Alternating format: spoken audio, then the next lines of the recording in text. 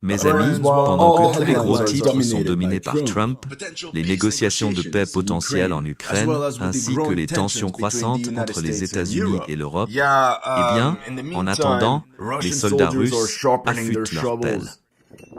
Aujourd'hui, nous allons examiner les opérations militaires au nord de la ville de Kupiansk, jusqu'à la frontière russe. Personne n'en parle, certainement pas les médias traditionnels, et c'est ce qui est inquiétant. Je pense que cette offensive russe à travers la rivière Ussal pourrait être le point focal de l'année 2025. Au cours des dernières semaines, les détachements d'assaut russes ont déjà consolidé de nombreuses têtes de pont dans ce secteur. Au nord de Kupiansk, un peu comme l'opération amphibie ukrainienne à Khinki, mais sans les officiers britanniques qui planifient toute l'opération. Ouais bébé. L'armée russe a transporté des bataillons entiers à l'aide de petits bateaux et de radeaux, traversant la rivière Ussal en petits groupes, et c'est ainsi que les unités d'assaut ont consolidé une tête de pont après l'autre. Quelque chose se prépare, quelque chose de grand est sur le point d'éclater. Nous pouvons nous attendre à ce que le commandement russe commence une campagne d'1 mois pour envelopper Kupiansk. On peut sentir comment le commandement russe essaie de maintenir un niveau maximal de secret concernant leur plan pour cette offensive imminente dans l'oblast de Kharkiv. Les canaux Telegram russes l'admettent aussi ouvertement. Cela sent le prélude à quelque chose de bien plus grand. L'endroit pour placer les Ukrainiens sur le nouveau fil de déclenchement est très approprié. Donc, pendant que les médias traditionnels sont obsédés par le drame de type Netflix entourant Trump, les Russes préparent une grande offensive pour briser le statu quo et prendre l'oblast de Kharkiv d'assaut. Dans cette vidéo, nous ferons une analyse étape par étape sur la manière dont l'armée russe a géré toutes ces opérations amphibies et surtout ce que nous pouvons attendre ensuite. Pas de spoiler, mais j'analyserai également des images exclusives d'un escadron d'assaut russe nettoyant une tranchée entière. Plus sur cela plus tard. Bienvenue dans History Legends, et voici les dernières nouvelles de la guerre russo-ukrainienne. Si vous êtes nouveau sur cette chaîne, n'oubliez pas de liker et de vous abonner. Comme vous le savez, certaines de mes vidéos sur l'Ukraine ont été ciblées par des restrictions publicitaires ou sans publicité. Alors n'hésitez pas à consulter mon Patreon ou PayPal pour faire tourner le show. Merci à tous ceux qui ont déjà contribué et bienvenue au quartier général. Commençons par l'objectif global de l'armée russe dans cette campagne. Kiansk, une ville de 25 000 habitants avant la guerre. D'un point de vue opérationnel, nous pouvons voir qu'après des mois d'opérations offensives dans le secteur de Pakros, le commandement russe a désormais redirigé ses efforts à 200 km au nord, en direction de Kupiansk, qui devient désormais une priorité pour l'état-major de l'armée russe. C'est stratégiquement important, car cela représente un important centre logistique pour les forces armées ukrainiennes, car cela relie les zones arrières aux positions avancées. Kiansk contrôle des routes clés reliant les régions du nord de l'oblast de Kharkiv au reste de l'Ukraine. Enfin, sa zone urbaine peut cacher et abriter de nombreuses troupes et équipements militaires. Si notre bien-aimée armée ukrainienne perdait Kupiansk, elle devrait déplacer toute sa logistique vers Chuhuiv ou Izium, les seules grandes villes dans un rayon de 50 km. Pendant une année entière, l'armée russe a essayé d'attaquer Kupiansk de front. En fait, non, c'est un mensonge. Cela fait 2 ans. Ce fut très douloureux, comme vous pouvez l'imaginer. Si cela fait 2 ans que vous essayez d'entrer et que ça ne marche toujours pas, c'est que ça ne va pas bien. Le 19 octobre, ils ont réussi à percer et atteindre la rivière Ussal au sud de Kupiansk, mais n'ont fait que des gains marginaux depuis. Cela a changé fin novembre, lorsque des unités d'assaut russes ont été ordonnées de se mouiller les pieds en lançant des opérations amphibies à travers la rivière. Nous pouvons croire que leur mission était de contourner Kupiansk par le nord et de contourner toutes leurs fortifications sur la rive est de la rivière. C'est ainsi que de petites équipes de fusiliers ont utilisé des canaux pneumatiques et des WFT pour traverser la rivière en direction de la rive opposée. L'armée russe avait effectivement réussi à surprendre l'opération, comme l'ont appelé les analystes ukrainiens. Cette opération était inattendue. Puis, nous nous sommes arrêtés début décembre, lorsque les Ukrainiens ont formé la Koba. Ils ont contre-attaqué et ont expulsé les Russes de la plupart de leurs têtes de pont. Dans ces images, vous pouvez voir des tanks ukrainiens et des détachements d'assaut du 108e bataillon d'assaut de montagne séparés et de la 3e brigade spartiate nettoyer les dernières poches de résistance russe. Les soldats russes ont nagé à travers la rivière Oussal avec le nez en sang, et cela aurait pu être la fin de l'histoire. Mais comme vous le savez maintenant, les Russes et les Ukrainiens, eh bien, ils sont très têtus. Le grand avantage pour l'armée russe était la géographie.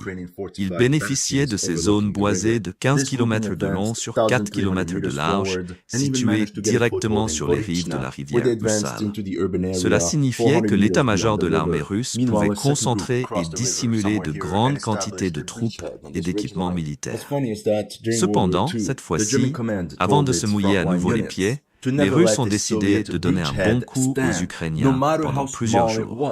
L'artillerie russe a pilonné les positions ukrainiennes le long de toute la rive ouest de la rivière, comme ces deux mortiers de 82 mm, deux BN-14 qui ont été détruits, et ce char T-64 qui a été pris par des grenades larguées par des drones.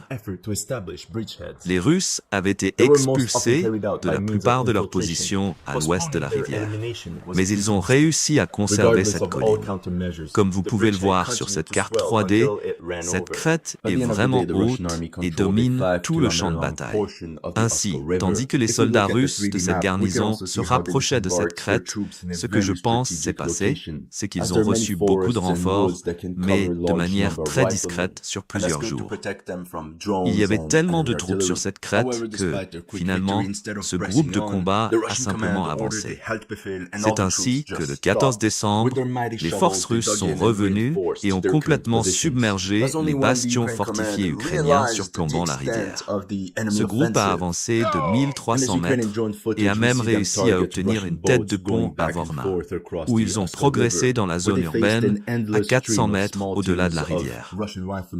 Pendant ce temps, un second groupe a traversé la rivière quelque part ici et a établi une tête de pont sur cette crête. Ce qui est amusant, c'est que pendant la Seconde Guerre mondiale, le commandement allemand disait aux unités de première ligne de ne jamais laisser une tête de pont soviétique survivre, peu importe sa taille.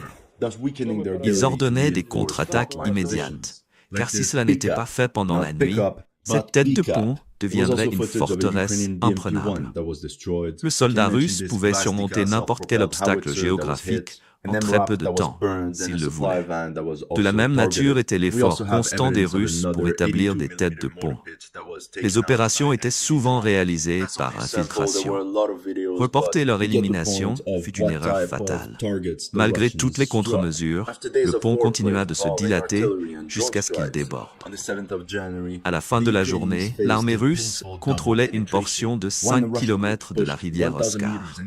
Si l'on observe la carte en 3 dimensions, on voit aussi comment ils ont débarqué leurs troupes dans un endroit stratégique. Il y a de nombreuses forêts et bois qui peuvent couvrir les tireurs, les protégeant ainsi des drones et de l'artillerie ennemie. Malgré leurs victoires rapides, au lieu de poursuivre, le commandement russe ordonna aux troupes de creuser leurs positions et de les renforcer avec leurs puissantes pelles. Ce n'est qu'à ce moment que le commandement ukrainien réalisa l'ampleur de l'offensive ennemie. Dans cette vidéo de drones ukrainiens, on les voit viser des bateaux russes allant et venant sur la rivière Oskar, face à un flot incessant de petites équipes de tireurs russes avançant sur le front. Pendant 3 semaines, le commandement russe renforça furtivement ses têtes de pont sans que les Ukrainiens ne parviennent à les repousser.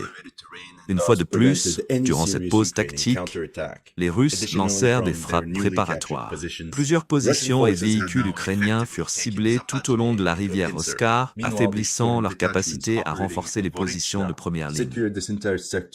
Il y a des vidéos montrant un BMP, un Ukrainien détruit, un obusier automoteur Gaza frappé, un MRAP incendié et une camionnette de ravitaillement également ciblée. Nous avons aussi des preuves d'un autre poste de mortier de 82 mm détruit par des drones FPV. Ce n'est qu'un échantillon. Il y avait beaucoup de vidéos, mais vous comprenez le genre de cible que les Russes ont frappé. Après des jours de frappes d'artillerie et de drones, le 7 janvier, les Ukrainiens firent face à une double percée douloureuse. Un groupe russe avança de 1000 mètres et nettoya cette zone boisée, tandis qu'un second groupe sécurisa 400 mètres supplémentaires à l'intérieur de Vorna. Remarquez que la majeure partie de la partie sud de l'agglomération est désormais marquée comme étant dans la zone grise. Typiquement, cela signifie que les Ukrainiens n'avaient pas assez d'unités d'infanterie pour défendre correctement l'ensemble de la zone urbaine. Il y a aussi des rapports faisant état d'une augmentation de l'utilisation des mines par les forces armées ukrainiennes pour stopper l'avancée russe. Par exemple, dans cette vidéo, on voit un sapeur russe dégager un chemin en faisant exploser une mine antipersonnel M67 à l'aide d'un crochet. Ce n'est certes pas du matériel de haute technologie, mais regardez, cela fait le travail. Le 9 janvier, une autre percée. Le front ukrainien près de Zapad s'effondra. Les Russes réalisèrent une avancée de 2 km et nettoyèrent cette forêt entière. Comme vous pouvez le voir, au bout du sentier, les Russes ont même réussi à capturer ce complexe agricole. C'était une position idéale à tenir, car elle se trouvait sur un terrain élevé, empêchant ainsi toute contre-attaque sérieuse ukrainienne. De plus, à partir de leur nouvelle position capturée, les forces russes avaient maintenant pris Zapadne dans une tenaille. Pendant ce temps, les détachements de tempête opérant à Vorna sécurisèrent l'ensemble de ce secteur près du pont. Bien que dans les faits, tous les points de passage aient déjà été détruits depuis longtemps. Cela dit, ils pouvaient aussi être reconstruits. Et vous comprenez maintenant la nature stratégique du village de Dorna. L'armée russe pourrait très bien transformer ce village en un tremplin pour de futures opérations militaires. Ce jour-là, les forces russes réussirent également à établir un pied-à-terre sur les faubourgs nord du village. Avec cette dernière attaque, la zone grise s'étendit et couvrit les 3/4 de l'agglomération. Dans cette vidéo du 9 janvier, vous pouvez voir des soldats ukrainiens de la 1re compagnie du 8e bataillon de la 10e brigade de montagne demander davantage de drones et de moyens de guerre électroniques. Cela nous apprend que cette brigade défend la rivière Oskar. 2 jours plus tard, une autre vidéo montrait un CV-90 fabriqué en Suède, stoppé par des essaims de drones kamikazes. Ce véhicule appartient très probablement à la 21e brigade mécanisée, surnommée la brigade suédoise. Du côté adverse, nous avons cette vidéo d'opérateurs de drones de la 16e brigade à usage spécial, traquant des escouades entières de soldats ukrainiens. On pourrait penser que cette brigade est sur le front de la rivière Oskar, mais en même temps, j'ai trouvé des images de drones les concernant sur le front de Luhansk, à plus de 100 km. Il s'agit probablement juste d'une unité d'opérateurs de drones. Pendant ce temps, de nombreuses frappes d'artillerie ont été menées par des batteries rattachées à la 6e armée des commandes des bras, probablement la formation chargée de percer la rivière Oskar. Pendant des jours, la bataille a fait rage à Vorna. Le commandement ukrainien envoya de nombreux renforts et approvisionnements pour tenir la ligne. Ici, on voit un véhicule ukrainien qui a détonné sur une mine à 4 km de la ligne de contact en territoire ami. Comme cela s'est produit sur un chemin déjà dégagé, il s'agit très probablement d'une embuscade russe où ils ont miné à distance tout le secteur. Cela pourrait signifier qu'il est devenu très difficile pour les véhicules ukrainiens d'opérer dans cette zone à l'ouest de Dorna. Dans le même secteur, le tandem de l'artillerie russe et des drones a ciblé plusieurs véhicules ukrainiens, tandis qu'un hélicoptère lançait un K-39 pour viser ce centre de contrôle des UAV. Les opérateurs de drones russes ont également détruit cette antenne de répéteur. Un dispositif utilisé par les opérateurs de drones ukrainiens pour augmenter la portée des signaux radio et cellulaires, améliorant ainsi la communication avec les drones FPV sur de longues distances. Avec ces antennes répétitrices, les opérateurs de drones n'ont pas besoin de se trouver juste à côté du front, mais peuvent être situés à 20 km en arrière. Mais si vous détruisez ces antennes, toute la chaîne de contrôle est brisée.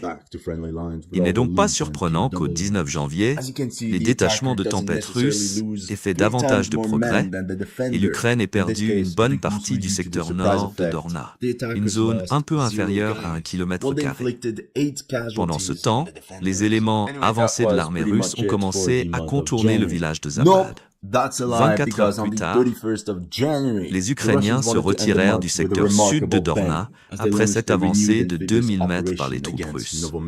Ce jour-là, l'artillerie russe a lourdement pilonné ces bois avec des roquettes thermobariques TOS-ANA et les frappes n'étaient pas terminées pour l'Ukraine, car les drones à fibre optique ont aussi frappé 2 fois ce véhicule blindé de transport de troupes M113A2 ukrainien dans le même secteur.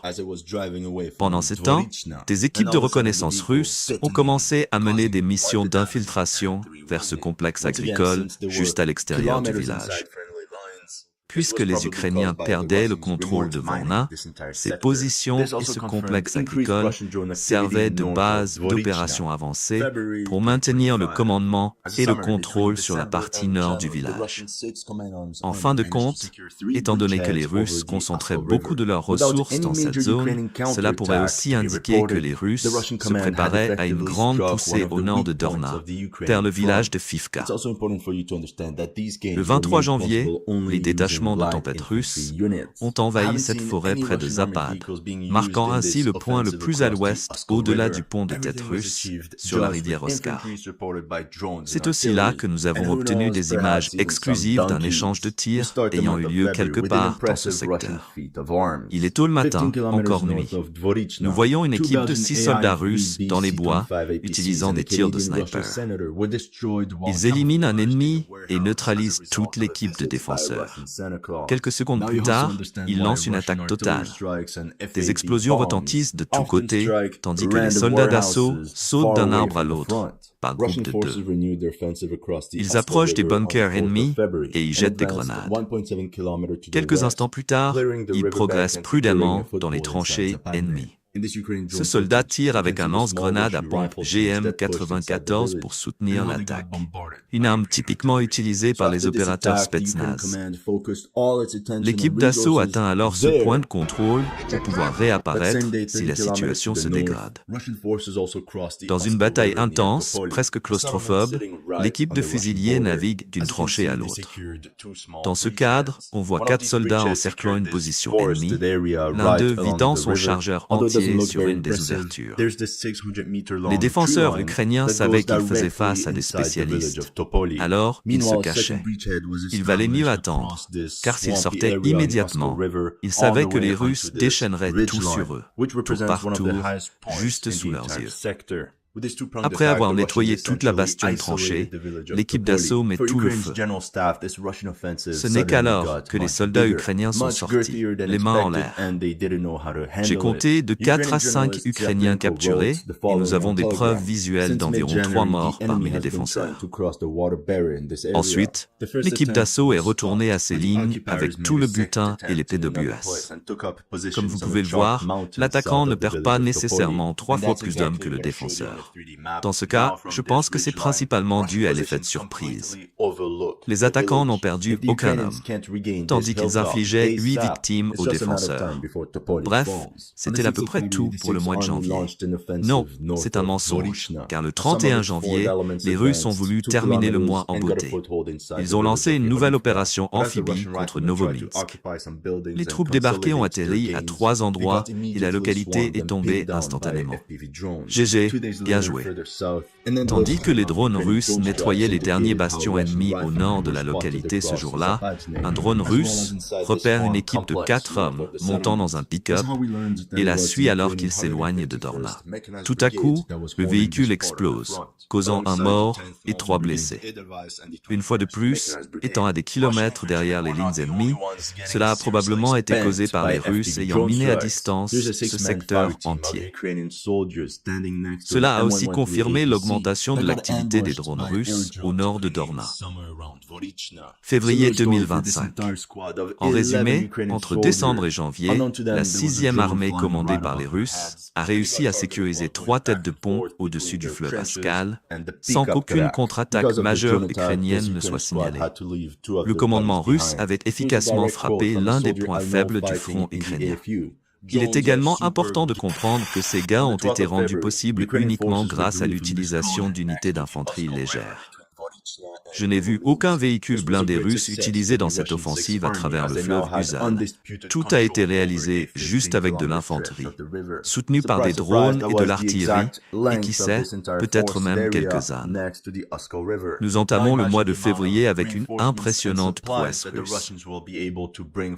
15 km au nord de Dorna, 2 APC AIFV BC-25 belges et un Russell Senator canadien ont été détruits alors qu'ils étaient camouflés dans un entrepôt à la suite d'une visite d'un Père Noël russe. Vous comprenez maintenant pourquoi les frappes d'artillerie russe et les bombes FAB frappent souvent des entrepôts au hasard, loin du front. Les forces russes ont renouvelé leur offensive à travers le fleuve Uzal le 4 février et ont avancé de 1,7 km vers l'ouest, nettoyant la berge et sécurisant un point d'appui à l'intérieur de Zapad. Dans cette vidéo de drones ukrainiens, on peut voir les petites équipes de fusiliers russes qui ont pénétré dans le village et comment elles ont été bombardées par l'artillerie ukrainienne. 2 jours plus tard, le 18 février, Forbes a publié un article intéressant. Un drone ukrainien de nuit a fait exploser une arme miracle nord-coréenne, un obusier soutenant une armée de chars russes.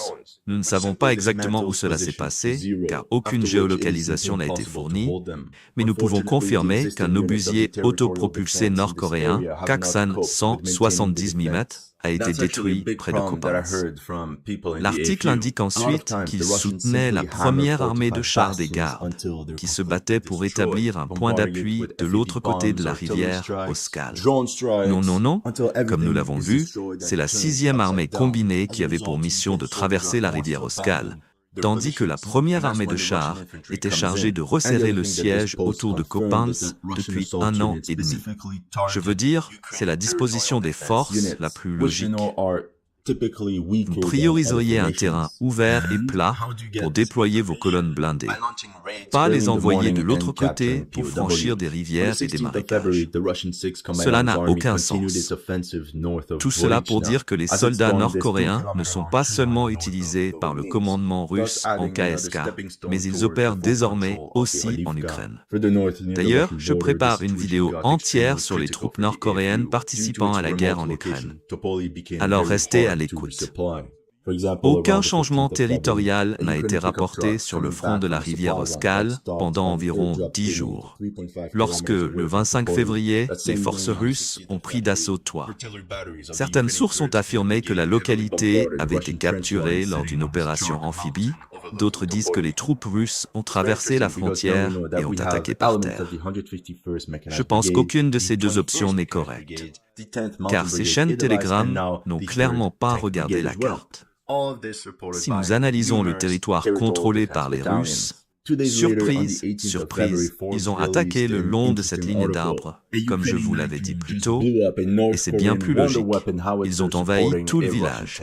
À la fin de la journée, nous savons que des fantassins russes ont été repérés ici, à l'intérieur du village, tandis que des drones ukrainiens tentaient de freiner l'offensive ennemie. À propos, remarquez la stratégie à faible technologie que les soldats russes ont utilisée pour empêcher les drones d'entrer dans le bâtiment. Et ça a fonctionné. À ce stade, peut-être que les fusiliers devraient être équipés de filets qu'ils pourraient suspendre sur les portes et fenêtres pour sécuriser leur position et empêcher les drones d'entrer. Dans l'ensemble, en raison de l'emplacement éloigné du village du Topua, le commandement ukrainien n'avait déployé que très peu de forces là-bas. Ce même jour, le 25 février, selon divers rapports, les Russes ont attaqué vers Kopansk, à partir de leur point d'appui près de Zapad. Apparemment, des unités de reconnaissance et des éléments avancés de l'armée russe ont atteint le village de Eifa, situé juste à la périphérie de Kopansk. Nous pouvons aussi mentionner comment ces deux véhicules ukrainiens se sont retrouvés dans cette zone entre Zapad et Vorna, près de ce complexe agricole dont je vous ai parlé, probablement pour faire une rotation et ravitailler les unités amies, mais finalement, ils ont été repérés et l'un d'eux a été détruit par des drones russes.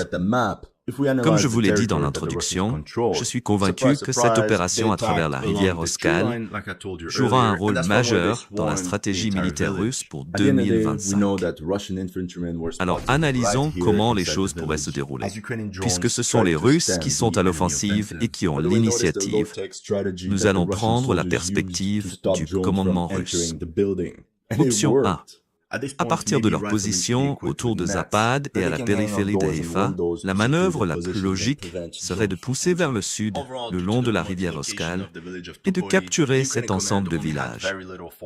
Un autre avantage est qu'il y a de nombreuses zones boisées qui peuvent être utilisées comme point de passage. La plus grande semble être la forêt de Kindrashivka, ce qui laisse présager de violents combats dans cette zone. Une fois cette étape franchie, la 6e armée combinée russe pourra prendre d'assaut la rive ouest de Kupiansk et ainsi neutraliser un grand nombre de troupes ukrainiennes. Mais avant de lancer une attaque générale, ils auront besoin de nombreux renforts qui devront traverser la rivière. Dans le pire des scénarios pour l'Ukraine, si les Russes réussissent à encercler le côté ouest de la ville, voire à s'emparer de toute la rive ouest, l'état-major ukrainien serait contraint d'abandonner l'ensemble de ses fortifications et toute la tête de pont située à l'est de la rivière Oskil. En réalité, la progression vers Svatov sera très difficile pour les forces russes en raison des contraintes logistiques. Elles devront traverser la rivière Oskil et mobiliser d'importants renforts, y compris des véhicules blindés.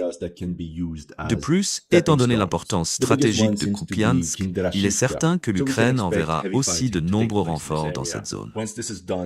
Passons maintenant à l'option 2. Au nord, depuis Topoli, les Russes chercheront très probablement à attaquer Kamenka. Je pense qu'ils pourraient utiliser une double manœuvre en combinant une attaque terrestre et une opération de franchissement de rivière. L'avantage d'une telle tactique est qu'elle ouvrirait un large corridor vers la frontière russe, permettant à d'importantes colonnes blindées d'arriver en renfort pour soutenir toute l'offensive, sans risquer de perdre des véhicules sur des ponts flottants ou lors de traversées de rivières. Ensuite, les Russes pousseront vers Sinkivka, en direction de l'ouest. Ce mouvement pourrait être combiné avec une offensive depuis Perchotravnev. La grande bataille se jouera alors pour le contrôle de Kislivka. Ce village, où des véhicules belges et canadiens ont été détruits à l'intérieur d'un entrepôt. Simultanément, dans le cadre de cette option, des unités d'assaut russes positionnées à Sinkivka et à Vilchana pourraient attaquer les localités de Kotlyarivka. Leur objectif principal serait d'envahir cette zone boisée en effectuant une manœuvre en tenaille pour éliminer ce bastion ukrainien. Sécuriser cette zone permettrait également d'étendre la tête de pont et de lui offrir plus de marge de manœuvre. Une fois toutes ces positions consolidées, la 6e armée combinée russe pourrait alors lancer une attaque en 2 axes vers Veliki Broluk. Je sais, cette ville est située à près de 30 km de la tête de pont. Mais écoutez-moi bien. Si l'on prend du recul, on constate que cette ville occupe une position centrale stratégique dans cette partie de l'Ukraine.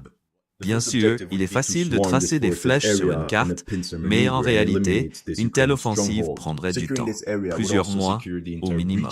Par ailleurs, il faut souligner qu'il sera très difficile pour l'Ukraine de ravitailler toutes ses unités dans ces zones isolées. Supposons, hypothétiquement, que les forces armées russes parviennent à capturer Veliki Broluk. À partir de là, elles pourraient avancer vers le nord, en direction de Vovchansk, et briser l'impasse dans cette bataille où les unités russes sont bloquées depuis juin 2024. Dans l'ensemble, selon moi, les objectifs militaires de cette campagne seront Kupiansk, Vovchansk et Svatov. Et qui sait, si cette opération est un succès, peut-être que Poutine décidera tout simplement d'annexer à nouveau la région de Kharkiv. Toutefois, un point reste en suspens. Nous ne savons pas si la Russie dispose des forces nécessaires pour lancer une offensive d'une telle ampleur. C'est tout pour aujourd'hui. Dites-moi en commentaire ce que vous pensez de mon analyse. Si vous êtes nouveau sur cette chaîne, n'oubliez pas de liker et de vous abonner.